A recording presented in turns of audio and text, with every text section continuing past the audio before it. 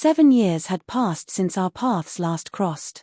Yet the moment her eyes met mine, it was as if those years had folded into a single heartbeat. "It's been a while," I said evenly, voice calm, measured. Her gaze flicked from me to the woman seated beside me. "My wife," I added, almost casually. The color drained from her face like she'd seen a ghost or something worse.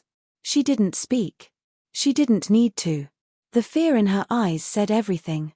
Without finishing her wine or touching her bill, she stood abruptly and fled the restaurant. Moments later, my phone buzzed. Her name lit up the screen, followed by a message, "Leave her now. Your wife is," it cut off there, but I didn't need the rest. I leaned back, letting the moment breathe. A faint smile tugged at my lips. When I was 27, I was ambition wrapped in flesh, driven, eager, naive. She'd been my partner, my anchor, my home. Or so I believed. In those long, quiet nights, we'd built dreams together, children, a house, a future growing old side by side. She called me her rock, her forever. And I believed her. Looking back, I see the cracks that had always been there. The secretive glances at her phone. The sudden work trips. The laughter that shifted when she was texting someone else. Tiny fractures I chose not to see. Love blinds you. Betrayal sharpens the vision. The truth didn't explode, it whispered in. A wrinkled dinner receipt from a hotel I'd never been to. A client meeting that lined up perfectly with that date. I didn't confront her. I watched.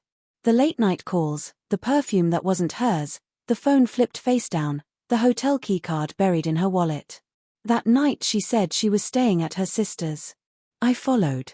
I saw her arms wrapped around a man I once called my best friend. The image burned into me. But rage never ruled me. Patience did. Confrontation is chaos. Revenge is precision. For 6 months, I built my case. Every lie, every trip, every betrayal documented. I hired a private investigator. Quietly, I rerouted finances, updated wills, changed insurance. Piece by piece, I dismantled the life she thought she owned. When I finally filed for divorce, she was blindsided. She expected tears, begging, confusion. Instead, she faced evidence so complete, it silenced her. Dates. Photos. Receipts. She walked away with nothing, no home, no car, no share of the business. She'd planned to live off me forever. I gave her silence instead. No shouting. No closure. Just, it's over. 7 years later, here we were again. She looked older, worn, makeup unable to hide what time had carved. I sat steady, hand resting over my wife's. But it wasn't me who broke her. It was my wife. Her body went still, trembling as if death itself had entered the room. She fled. Then came the text, "Leave her now." The rest was fear. And then I understood the man she betrayed me with, my so-called best friend, hadn't stayed faithful. He'd left her. For another woman. And that woman was the one sitting beside me. It wasn't coincidence. After the divorce, I'd found her. The woman he'd abandoned my ex for. I didn't chase or manipulate. I waited. I listened. I noticed the cracks he ignored. She came to me willingly, hurt, forgotten, searching for peace. At first, it wasn't love. It was justice. A balance to a wound. But over time, something real grew from it. She became my partner in truth, not deceit. That night, as I watched my ex-wife crumble, I knew I'd won twice, through justice and through love.